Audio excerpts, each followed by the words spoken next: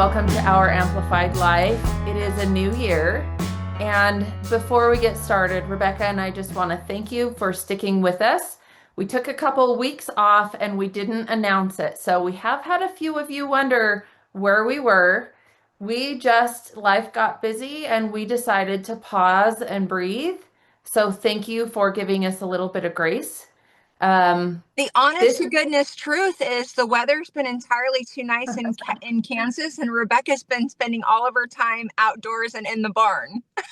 Well, that might be Rebecca, but Amy has needed to breathe. So I think sometimes she and I also forget that it's the time of our sample cells. We're trying to get Christmas together, and it's a lot, especially the week before Christmas. And for me, my goal is to always get my samples out to everyone before Christmas, and so it's a lot. But thank you for sticking with us.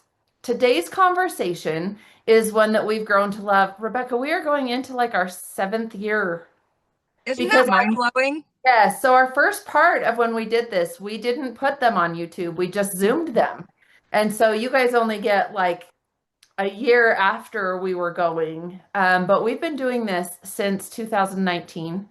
And so I'm so excited to say we're still here. We're still trudging forward. And this is one of those conversations that we look forward to every year because it really is a reset. So Rebecca and I really like to come together. We like to talk about goals, but more than goals, we've really settled on finding our word of the year together. And I don't know about you, Rebecca, but this is one thing I've either struggled with or I've landed on this conversation and I've always had it ready. This year, I've been a little bit of a tug of war. Last year, my word helped carry me through the entire year. So we'll get into that a little bit. But we're kind of excited to reveal our word of the year and a few expectations and goals that we have for not only our personal lives, but our cabbie business as well. So, Rebecca, do you want to tell us a little bit about, let's just do a quick refresher on our word last year and why it had impact or didn't. And then why don't you share your word? I don't know, we can bounce back and forth if you want. However you want to take this on, why don't you take over for just a second? Okay, well, I will share my word from 2025 and then let you share yours and a little recap, and then we can go into 2026 and just surprise each other with what our new focus is. I know, because we don't know. I love these words of the year. So I started doing this many years ago, and it's fun to do it with Amy because I just kind of resolutions don't speak to me. I obviously have goals, but I really wanted to end the year with an overall feeling like something more, something deeper, I think, than just goals that you achieve and then you kind of go on to the next one, especially when you're kind of like Amy and I, and we're always striving to do better. And so, my word for 2025 was margin. And when I originally set that, it was all about time and really finances, and just wanted to create buffer zones, especially in my time, because most of you know I like lots of different things. And so what I caught myself doing a lot was just flitting from one thing to the other and not really creating space to enjoy any of the things that I was doing, and then feeling guilty when I was in one thing and should be doing another, and then overwhelm and all the things. Probably some of you feel like that as well. So margin was my word, and it's been an incredible year. I'm just so thrilled. I feel like I was successful in, what my original intent for that word was, but I'm leaving over 50 pounds in 2025 as I step into the new year, and just kind of reducing cortisol load and stress levels and all of the things. And so, ah, And by it the feels way, it's a good good. thing you're tall because I cannot even imagine you carrying an extra 50 pounds, but Yeah. you do look amazing. If you guys haven't noticed in the last few fashion videos, Rebecca is rocking those jeans. Well, there is definitely an advantage to having a freakishly long upper body, obviously, because I can hide things semi well, and knowing how to dress. That's helpful too. Well, I'm so proud of you, and I do know that margin was always on top of your thoughts last year because I watched you juggle how much you should take on and how much you shouldn't. So I think that was a great word for you, and I know you always put a lot of thought into your word. So, Yeah. my word for 2025. Okay, I'm just gonna say it right now. I will probably be emotional through this entire video. So I'm gonna try and keep it together, but I can already tell I'm not gonna do a very good job. Um, December 6th of 2024, I lost my dad. So I was coming into my December 2025 word with a very raw heart. Um, my marriage has also been hard for a really long time. And so losing my dad was hard, but things made it harder. So I did choose in the moment to pick the word elevate because I really felt that I needed to elevate above um, what my knee-jerk reactions would be. I needed to elevate the sorrow and find peace in losing my dad. Um, I didn't know how impactful that word would be at the time because when I lost my dad, I thought that was going to be the low. And I really thought that going into 2025, I had already faced the hardest thing that I was going to face. And I'm not going to touch on all of it, but I will say Mother's Day weekend brought another just horrific circumstance into my life. And I will say this, my son ended up hitting rock bottom and we had to put him in a recovery center. And I think the reason Elevate was so important to me last year is because instead of feeling sorry for myself, yes, I had those moments for sure. And my daughter and I have talked about it a lot that it's okay to feel anger, it's okay to be mad, it's okay to be sad. But then I needed to elevate out of those feelings real quick. I didn't want to wallow in those. And honestly, when you are hit with one thing after another, it could be very easy to get resentful. But what I noticed is in the darkest of times, I was surrounded by earthly angels and so many tender mercies and so many miracles that I can't even describe. Which, when we get into our word of the year this year, you'll now have the backstory as to why I picked it. But I would find myself just telling myself to elevate, just don't go there. And I wasn't perfect. Like there were times my knee-jerk reactions were not good. Um, but it also reminded me to go high in like heaven's terms, like to do more. I was capable of more. And my cabbie business actually had to take a back seat. And that was really hard because I rely on my income. But I was also reminded that the reason I do cabbie is so I can put my family first. And I expect that for my clients too. Like it's always family first. If I never want my cabbie business to be a burden to anybody.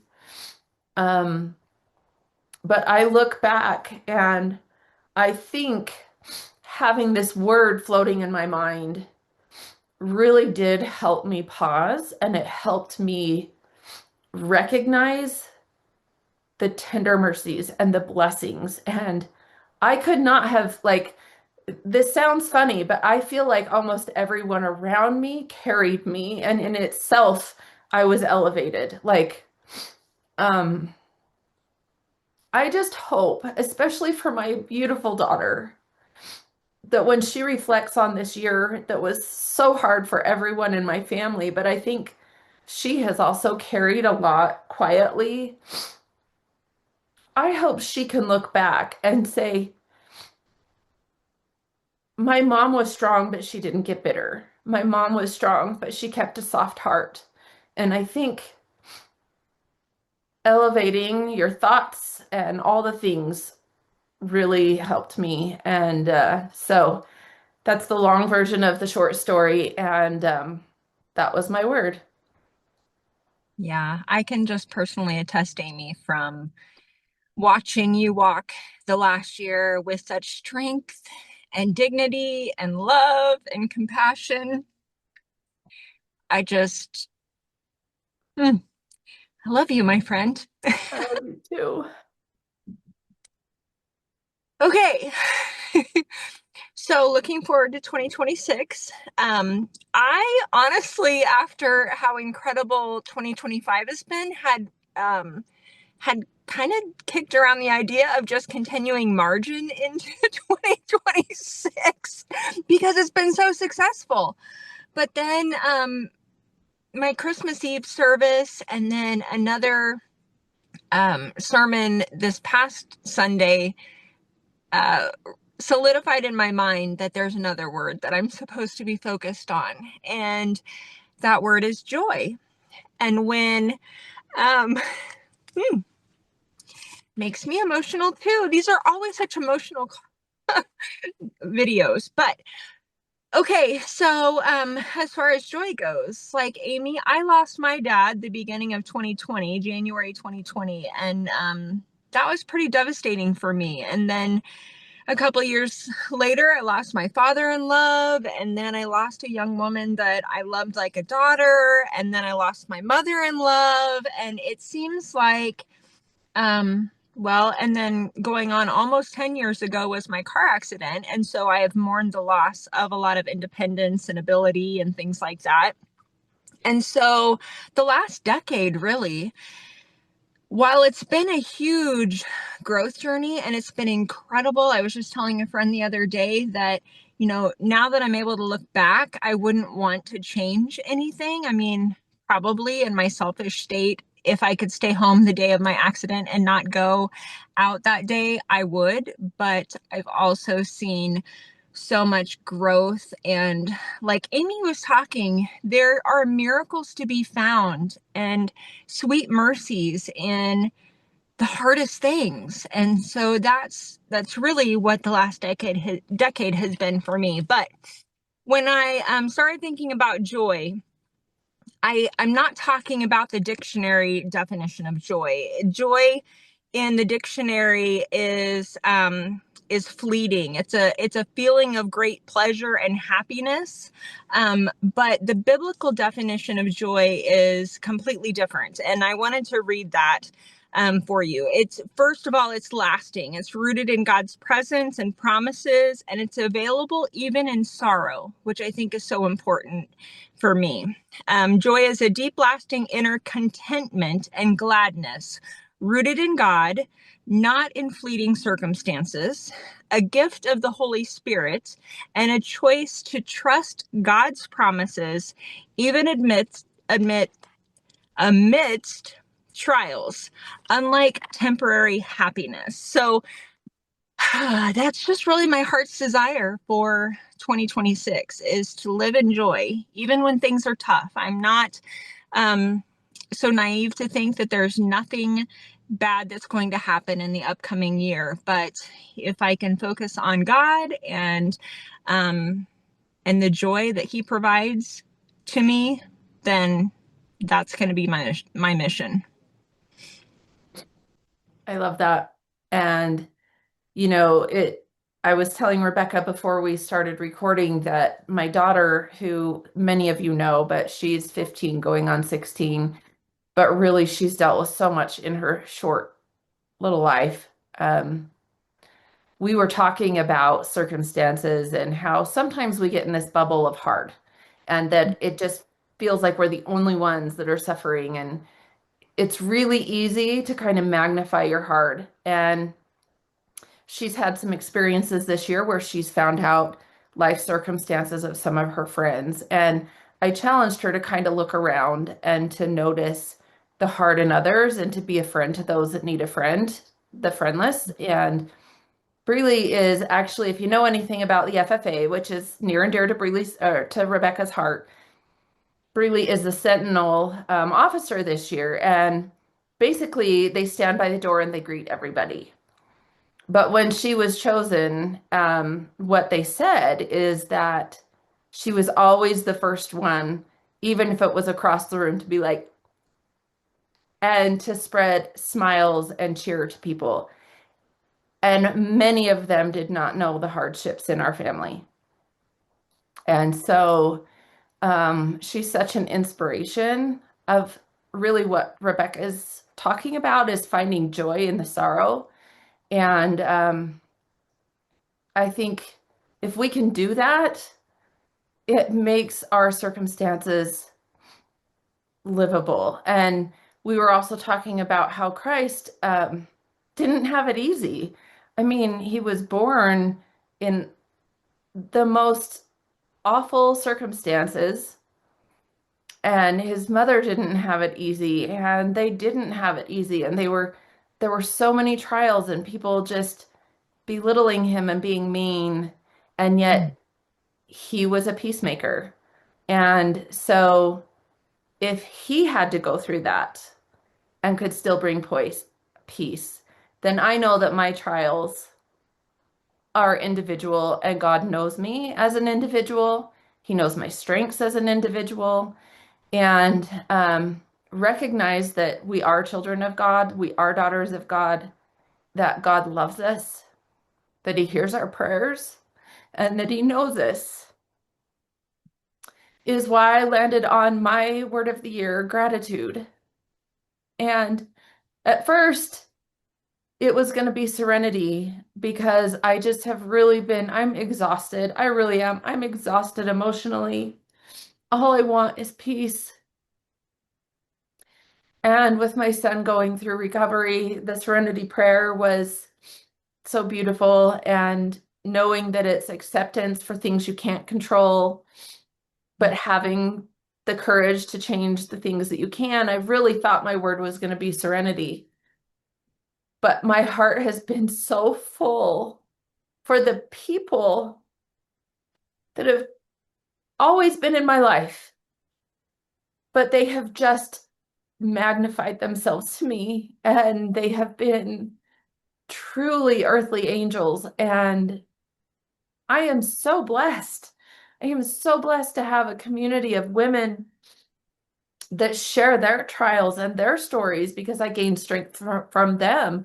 I'm so blessed for a hug or my workout group that smiles or my cabbie shows. You know, it's amazing the minute you start sharing your stories, how many people actually relate to those. And I was just getting ready this morning and I really thought I was going to talk about serenity. And just this flood came over me and it was gratitude. And I ran out to Breely bawling. And I was like, I did it. I found it. I know it has to be this. And one thing that I read really quickly, it's not really a definition, but I thought it was a great little paragraph. And it says, gratitude may be increased by constantly reflecting on our blessings and giving thanks for them in our daily prayers. And I think I started to notice my gratitude grow as my trials kept coming last year.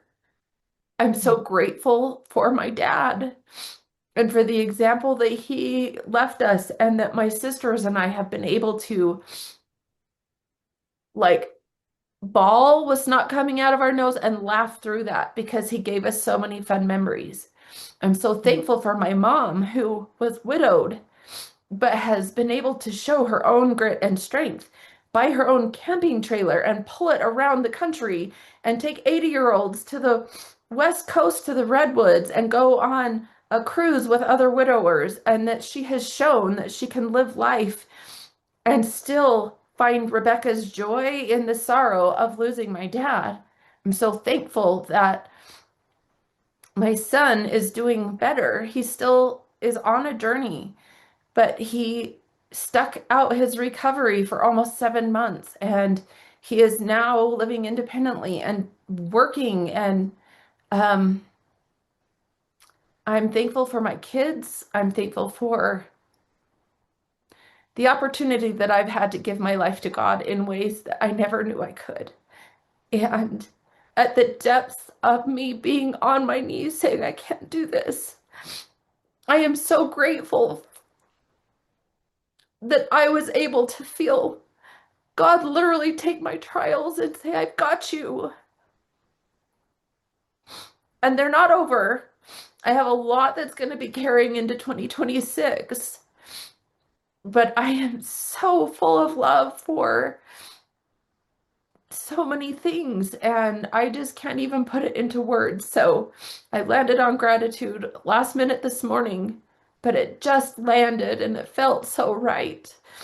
And so I am going to continue to try to elevate. I'm going to try and continue to show gratitude to those that maybe are even mean to me. I'm going to show gratitude for the little tender mercies that we get in our lives. And I really, really want to seek those things out. And I want to offer more prayers of gratitude for the minute things that maybe we take for granted, because those are the things in these hard trials that I think you recognize that have been there all along. You're just waiting for these great big things. Instead, they're there. And so, yeah, I'm sorry. I knew I was going to cry this whole conversation. I'm really sorry, but I'm grateful for those tender feelings because they're very valid. I don't think we should apologize for all the emotions that well up when we think about what we're going to focus on for an entire year. It should bring up emotion. If it doesn't, we're doing it wrong, I think. So, Well, I really just want you, Rebecca, to know that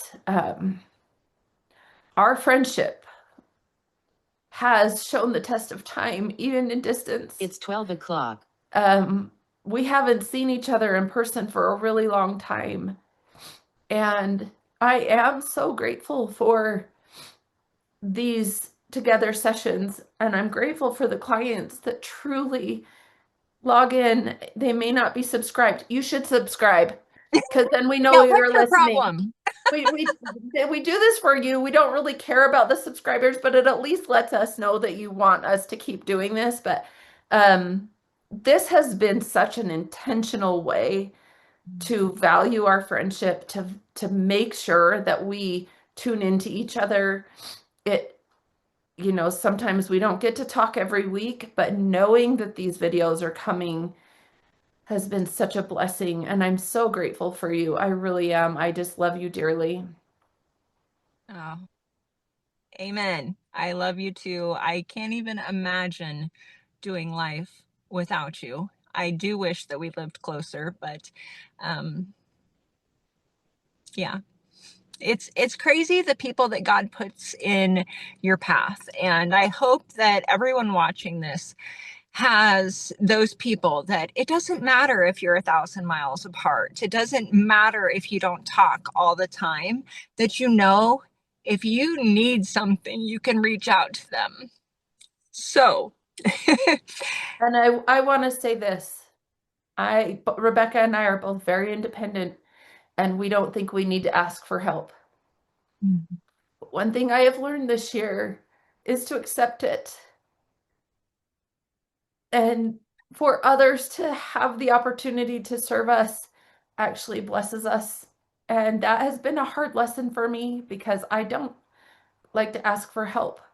mm, The, the floods, the things that have happened for me without me asking, oh man, like if somebody if you're in a place where you are dealing with hard and somebody asks you what you need, even if you don't know what it is, accept a hug, accept that meal, accept that $10 coffee thing because it might just be what they needed to. And sometimes God answers our prayers, I think, more than not through people and through the people that are put in our paths. And I can testify that um, there are so many answers to prayers that you don't even know are the answers until you sit in it. So if you're like us, if you are a strong woman that thinks that you can handle it, give up some of that control, give up some of that need, and just allow people in because that is where your life will be touched. Yeah. Well, on that note, I want to just wish again everybody a blessed 2026 and know that we are always here if you need a prayer, if you need a virtual hug, if you're local and we can actually hug your neck. That's even our most favorite thing. But we just want to thank you for being here with us, being on this journey. We'd love to hear if you set resolutions or goals or word of the year, or if you've got an intention that you're working on for 2026, let us know. And Yeah, put it in the comments. Tell us your word of the year and why you chose it. yes, and maybe give us a little recap on 2025 and how that went for you, because sometimes this is the only time that we have to catch up with you. So, with that being said, happy January, happy 2026. And we have got all kinds of great things coming your way. The resort collection, the brand new spring 2026 collection. Oh, gals, better get on the calendar because it's amazing. Just little shameless plug there, but it's pretty darn fantastic. So don't miss out. Our schedules will be filled up quickly. So you want to reach out and just thank you for being here with us, whether you are one of our clients or if you are a stylist friend or another stylist client. We love that you're here and we love the opportunity to get to spend time with you. Until next week, stay stylish.